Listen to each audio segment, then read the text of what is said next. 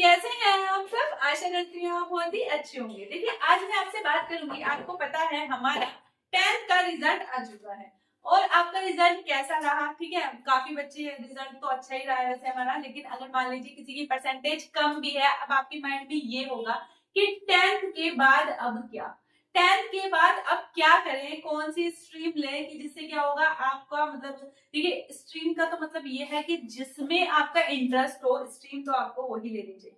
मान लीजिए किसी के कहने पे स्ट्रीम लेने का कोई मतलब नहीं होता।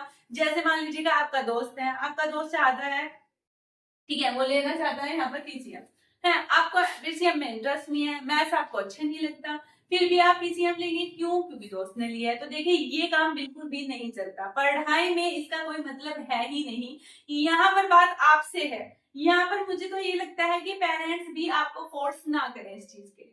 देखिए बच्चे का जिस चीज में इंटरेस्ट होगा वो बोले तो वो अच्छे से कर सकता है, लेकिन अगर उसका इंटरेस्ट ही नहीं है, वो चीज लेने के बाद उसका कोई मतलब नहीं बैठता कि वो मतलब उसमें अच्छा कर पाएगा। तो देखिए पहले तो ऐसा था, सिर्फ ना पढ़ाई पढ़ाई का था, पढ़ाई पढ़ाई हमारे टाइम में सिर्फ ना हाँ भाई पढ़ ले, ये कर ले, पीसीएम पीसी से एक दो हमारी फील्ड लगती थी, ये कर ले। लेकिन आजकल ना बहुत सारी चीजें हैं करने के लिए, कि ये नहीं है कि मान लीजिए मैं आपको बताऊं, आप ग्रेजुएशन भी करने के बाद भी बहुत सारी ऐसी चीजें हैं जो आप सीख सकते हैं, जिसमें आपका इंटरेस्ट हो और आप एक अच्छी जॉब पा सकते हैं।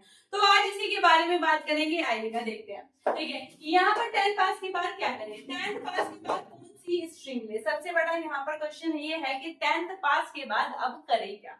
तो देखिएगा, जैसे अगर आप पीसीएम लेना चाहते हैं, पीसीएम मैथ्स आपका अच्छा है और यहाँ पर आपकी साइंस भी अच्छी है, तो यहाँ पर आप पीसीएम ले सकते हैं।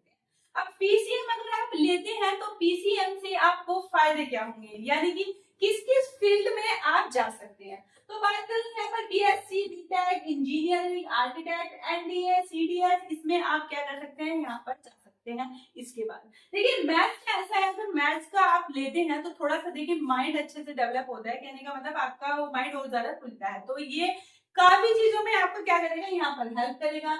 रही बात आप कंपटीशन में जाते हैं तो उसमें भी मैथ्स आता ही जरूर है। तो कहते हैं बच्चा थोड़ा जल्दी कवर करता है, साइंस वाले का माइंड थोड़ा जो होता है वो एक्स्ट्रा थोड़ा चलता है, तो चीजों को जल्दी कवर करता है। अगर आप इंटरेस्टेड हैं तो आप ये सब कर सकते हैं और इससे आप क्या कर सकते हैं। देखिए कंपटीशन की तो ऐसी बात है, अगर आपको सरकारी नौकरी चाहिए, चाहे तो आप पीसीएम के लिए, पीसीबी, कॉमर्स, आर्ट, आप किसी से भी उसमें जा सकते हैं, क्योंकि उसमें तो तैयारी करनी होती है ग्रेजुएशन के बाद या फिर 12th के बाद।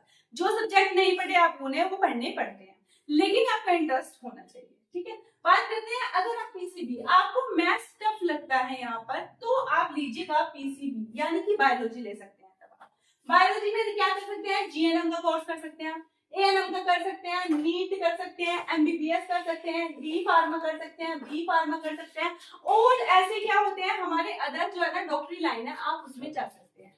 अब बहुत सारे फील्डें हैं, अगर आप बायोलॉजी लेते हैं तो यहाँ पर बहुत सारे आपके पास ऑप्शन रहते हैं कि आप इस चीज में जा सकते हैं, और इनकी आपको सैलरी भी बहुत अच्छी खासी मिल जाती है। तो देखिए अगर मैथ आपको अच्छा नहीं लगता तो आप बिल्कुल पीसीबी ले रख सकते हैं। ठीक है, बात करते हैं कॉमर्स की। अब देखिए अगर आप कॉमर्स लेते हैं, आपको इंटरेस्ट है कॉमर्स में, तो इससे आपको फायदे कौन कौन से हो सकते हैं। देखिएगा यहाँ पर आप सीए कर सकते हैं, यहाँ पर आप क्या सकते हैं, कंपनीज में आप यहाँ पर वो कर सकते हैं, सेक्टर में बैंकिंग में जा सकते हैं, फाइनेंस यहाँ पर क्या कर सकते हैं, आप इन्वेस्टमेंट में बिजनेस कर सकते हैं, और यहाँ पर कंपनीज में एचआर हो सकते हैं, या फिर बैंकिंग में देखिए आप यहाँ पर अगर गवर्नमेंट जॉब में जाना चाहते हैं तो वो भी बहुत सारी यहाँ पर वैकेंसी निकलती रहती है। 10th के बाद भी आप यहाँ पर क्लर्क बन सकते हैं, उसके बाद ग्रेजुएशन करेंगे तो आप